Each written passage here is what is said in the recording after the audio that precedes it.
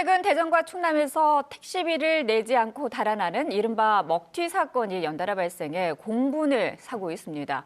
오늘 사건의 눈에서는 왜 이런 택시비 먹튀 사건이 계속해서 반복되고 있는지, 그리고 처벌과 대책은 무엇인지 이한나 변호사와 함께 이야기 나눠보겠습니다.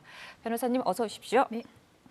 네, 지난 25일입니다. 20대 커플을 태우고 대전역에서 인천까지 갔지만 택시비 20여만 원을 받지 못한 택시기사. 그리고 또 지난 27일 아산에서 목포까지 택시비 35만 원을 받지 못한 택시기사까지 이 최근 지역에서 발생하는 택시비 먹튀 사건이 발생하고 있는데요. 사건을 먼저 좀 짚어주시죠. 네, 지난 1월 25일 자정인 12시쯤 택시 어플을 통해서 대전에서 인천까지 가자고 하는 20대 커플이 택시에 탑승을 했습니다. 이들은 대전역에서 지갑을 잃어버렸고 추위에 2시간 동안 떨었다며 하소연을 하기도 했었고요. 이 젊은 사람들을 안쓰러워하던 택시기사는 휴게소에서 커피까지 사서 커플에게 대접을 했습니다. 네. 그러나 인천에 도착한 이 커플은 다음 날 5시까지 택시비를 주겠다고 하더니 결국 택시비를 지불하지는 않았습니다.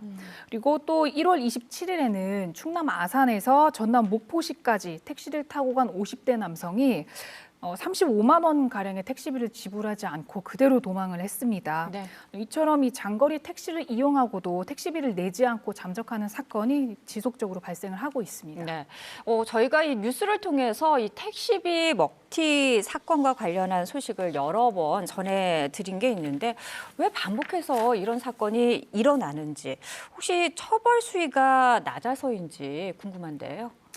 네, 일단 단순히 택시비만 지급하지 않은 사실만 놓고 본다면 네. 경범죄 처벌법 제3조 1항 무임승차 내지는 이제 무전취식 규정을 준용해서요 한 10만 원 이하의 벌금형에 이제 처해지게 됩니다. 네. 다만 이제 이 경우에도 처음부터 택시비를 내지 않을 작정을 하고 택시를 탔다거나 네. 그리고 이러한 사실이 여러 차례 이미 반복된 적이 있다고 하면 사기죄로 처벌을 할 수 있습니다. 네. 만약에 이제 사기죄로 처벌하게 된다면 10년 이하의 징역 또는 2천만 원 이하의 벌금형이 내려질 수는 있습니다. 네.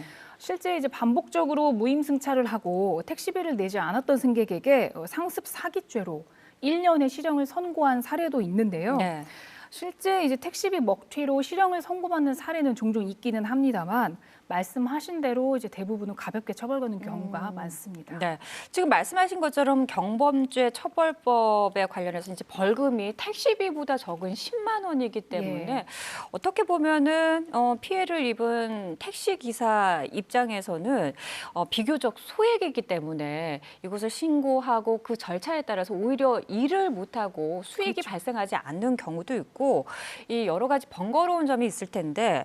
신고 외에는 다른 방법이 없는 건가요? 사실 이 장거리로 운행하는 택시비의 경우는 도착지에서 택시비를 지불하는 후불의 방식이다 보니까 네. 돈을 못 받는 경우가 좀 많습니다. 장거리 손님의 경우 사실 일부 금액을 조금 선납을 받는 방법을 택하면 네. 손해를 다소 줄일 수 있지 않을까 하는 생각은 있는데요. 네. 이 택시비 같은 경우에는 적으면 몇만 원, 많으면 20만 원, 30만 원 내외이다 보니까 이 하루 종일 운행을 해서 소득을 얻는 택시 기사님들 입장에서는 신고 자체가 조금 번거롭다고 생각하시는 경향이 있는 거죠. 그리고 차라리 하루를 더 내가 운행을 해서 돈을 네. 버는 게 낫겠다 이런 생각을 하는 건데요. 사실 이 택시비를 내지 않고 도망을 가는 승객 입장에서도 겨우 이런 걸로 신고를 하겠나, 내가 해봤자 처벌을 받겠나 이런 생각이 있어서 별것 아닌 것처럼 이제 생각을 하는 겁니다. 그런데 이제 이런 사건의 경우 간혹 가다가 차량 내부 이제 블랙박스 영상이나 네. 촬영한 장면을 온라인에 올려서 이제 어려운 사정을 호소하시는 기사님들이 네. 있기도 한데요. 이런 경우에는 오히려 명예훼손으로 기사님이 처벌을 받을 수도 있습니다. 네. 이게 우선은 신고가 있어야 이런 사건이 접수가 되고 또 처벌을 할 수 있기 때문에 작은 금액이라도 신고를 네. 꼭 해주시는 것이 좋겠고요.